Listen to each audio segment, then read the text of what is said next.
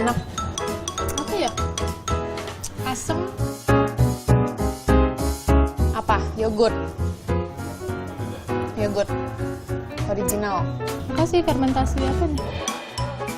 Minuman fermentasi susu yang satu ini mungkin belum sepopuler yogurt. Namun soal rasa dan manfaatnya, kefir tak kalah. Kefir adalah minuman khas dari kawasan pegunungan Kaukasia di Eropa Timur. Awalnya dibuat dari susu unta yang diberi kefir grains alias biji kefir. Menurut cerita legenda Kaukasia, Nabi Muhammadlah yang pertama kali memperkenalkan biji kefir dan mengajarkan cara mengolahnya. Karena itulah, biji kefir dijuluki sebagai the grains of the prophet. Dan hingga kini jadi bagian dari tradisi kuliner masyarakatnya dan tersohor ke seluruh dunia sebagai minuman bersifat probiotik. Ya, setidaknya ada 40 bakteri baik yang terkandung dalam kefir. Jika diminum secara rutin, khasiatnya pada tubuh dijamin langsung terasa.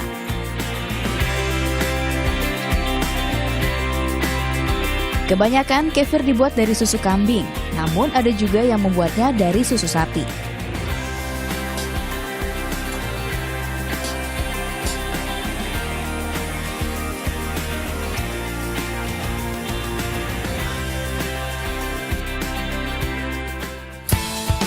Pertama, susu sapi segar dimasak hingga mendidih atau sekitar 85 derajat. Setelah mendidih, kemudian didinginkan.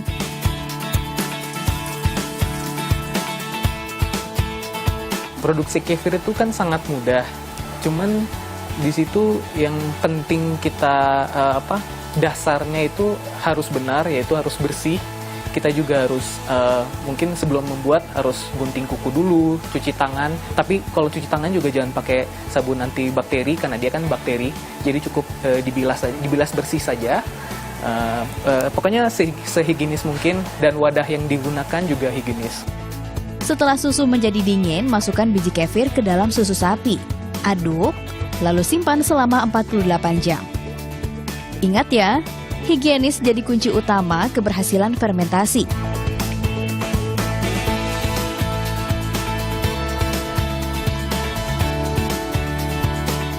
Dan ini dia hasilnya. Bibit kefir sisa dari penyaringan jika sedang tidak digunakan bisa ditambahkan dengan susu agar kemudian berkembang biak dan lalu kita simpan agar dapat dipakai di proses selanjutnya.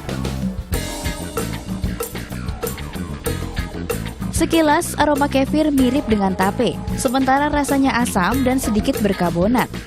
Walaupun rasanya asam, kita bisa menikmati kefir dengan banyak cara. Pertama, sebagai dressing salad sayur dan buah. Kedua, sebagai pengganti mayones untuk kue dan roti. Dan ketiga, ditambahkan sari buah agar lebih nikmati. Rasanya enak, badan pun sehat. Selain untuk dikonsumsi, kefir juga mulai digunakan sebagai bahan produk perawatan kecantikan.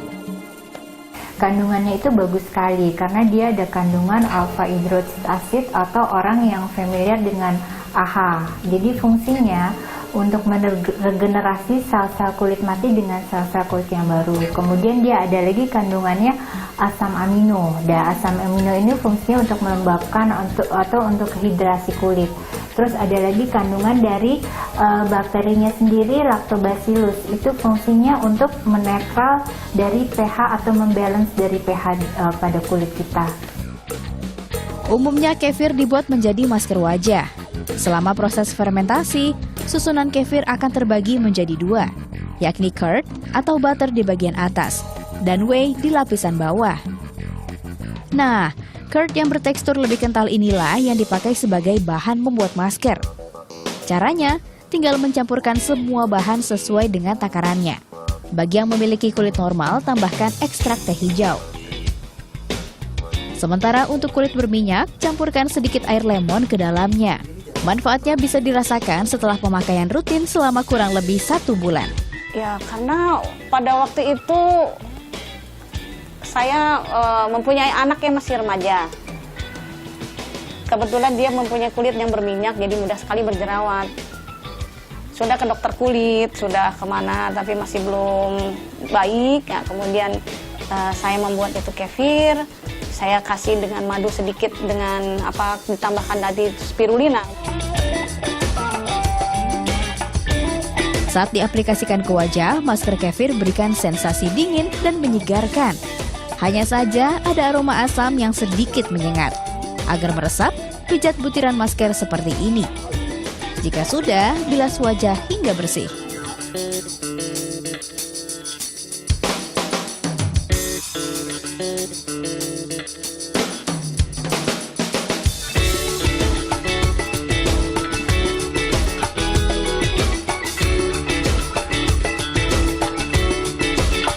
Pemanfaatan kefir bagi tubuh dapat menunjang kesehatan dari dalam maupun dari luar. Untuk masker kefir sendiri ada baiknya dipakai dalam 21 hari agar hasilnya terasa maksimal. Dari Bandung, Jawa Barat, Francisca Wuri, Adi Prabodo, melaporkan.